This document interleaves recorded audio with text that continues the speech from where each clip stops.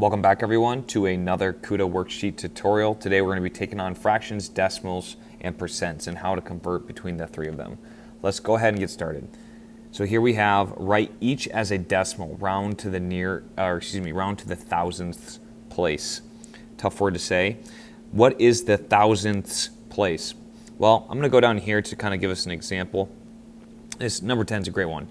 So here we have a decimal with three places after the decimal place.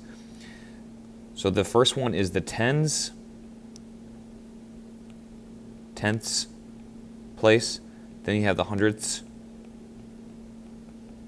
And then you have the thousandths. Okay, so thousandths is three digits after the decimal point. Right, so each one of these is currently as a percent.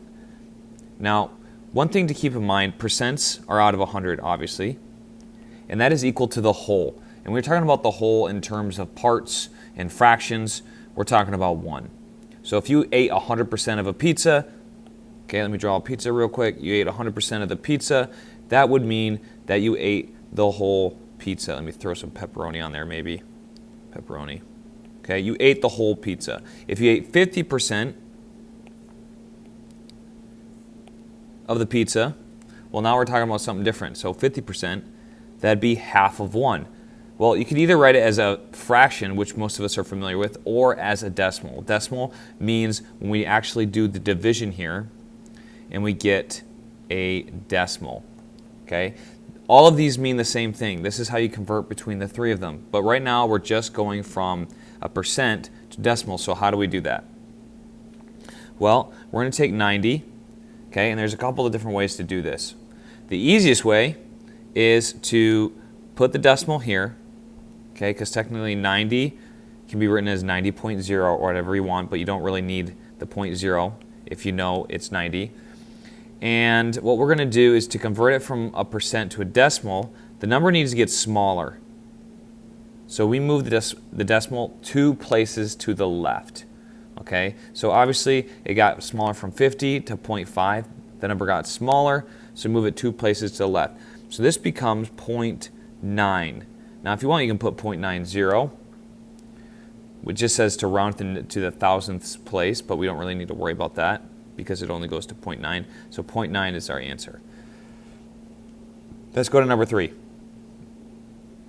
So under the same principle, this one already has a decimal place, so this one's a little bit easier for us to kind of wrap our brain around.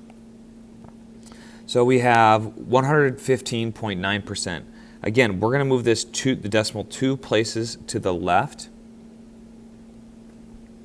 Okay, and we're going to rewrite the number. So we have 1.159, and that's the thousandths place. We're going to leave it like that. So this number becomes bigger than 1. That's because 115% is greater than the whole. Now, why is it that these numbers, you move the decimal place over 2 times? Why is that a rule? Well, let's just kind of consider this for a moment. 7%. So if we're going to write it a part out of the whole as a fraction, okay, so the part out of the whole. 7% is out of what total percentage? Well, 100. Okay, and so when we divide 7 divided by 100, what you need to do is first you drop down the decimal place because 100 doesn't go into 7. So you drop down the decimal place and then you have to add a 0. Still doesn't go, so you add a 0 there when you're doing long division, and you have to add another 0. So now we have 100. How many times does it go into 700? Well, that's obviously 7. Look what happened here. Essentially, these 2 zeros, dividing by these 2 zeros, makes the decimal place move over 2 times. When you multiply by 100, it does the exact opposite, and you move it over twice to the right. But we're going to talk about that later, okay? So that's the premise of this one, moving the decimal place over 2 times to the left. Okay, so maybe I'll write that down for you. Percent to decimal to the left. Okay. Maybe that's helpful. Okay. Write each as, and also keep my pause, fast forward, rewind as much as you need to in this video. Write each as a percent. Round to the nearest tenth of a percent. Okay, this is exactly what I was talking about in this part. Okay, so now if we're going from a decimal to percent, it needs to get bigger. As we saw earlier, 0.5 became 50%. See how it went from 0.5 to 50? It's a much bigger number. So what we need to do is we have to multiply each one of these by 100. When we do that, we're essentially just moving over the decimal 2 times. And that happens with any number. So if we multiply 50 times 100, what happens? We add 2 zeros at the end of it and it becomes 5012. We add 2 zeros. So essentially we move that decimal place from 50.0 to 1, 2, fill in the 0, it becomes 5,000. So it works with everything, not just decimals, but whole numbers, whatever, okay? So we're going to move the decimal over 2 times. And once we do, we have 45.212, decimal goes there, and then add the percent sign. Okay, let's take this one, number 11, move it over 1, 2, decimal goes there now, it becomes 0.2%. Still very small percent, but still important. Okay. And I guess we'll take on this one, 3.63. This is greater than 1, so you know it's going to be a big percentage. How big is it going to be? This is going to be 363%. So there we go. Moving on to this one, write each as a fraction. Sorry, I'm going quick. I want to make sure I cover everything in this video, and I don't want you here all day. Write each as a fraction. Now, we already talked about how to do this. This one's fairly straightforward. We just put it over 100. If all of these are percents, that means it's out of 100. That's why I like the Spanish version of saying percent. It's por ciento. That means per 100.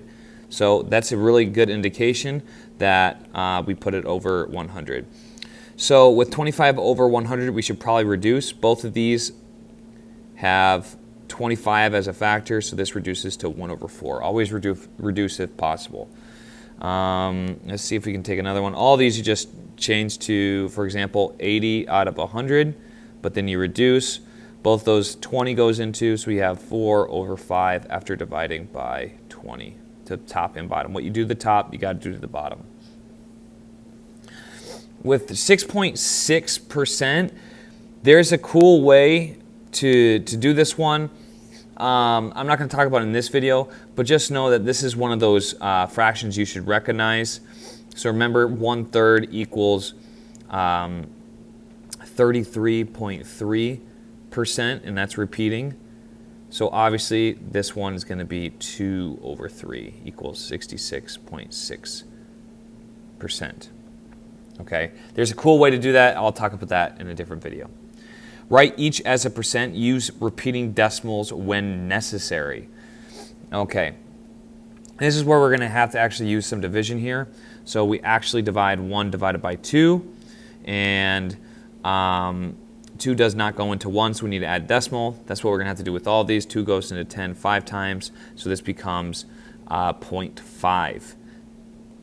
Okay, now 0.5 is not the percent we want, so we need to multiply this by 100. That's what you do to get percents, and you get 50%. Okay, as you do this with all of these, it's the same process. This one looks a little tough, but it's really not that bad. We're going to put 2 off to the side here. First, we're going to take on the 1/10. Hopefully you guys, oops, wrong way. Hopefully you guys are familiar with 1/10 and what percentage that is, but if not, okay, 10 doesn't go to 1. You add a 0, and that goes in 1 time, so that's 0.1. So this could be rewritten as 2.1, and again, you need to multiply by 100 to convert to a percent. So that becomes, move that decimal place over twice, 1, 2. So this becomes 210%. Okay, so I hope this video was helpful. Wish you best of luck when understanding what fractions, percentage, and decimals all relate to each other, and I'll see you next time on West Explains Best. Have a good one.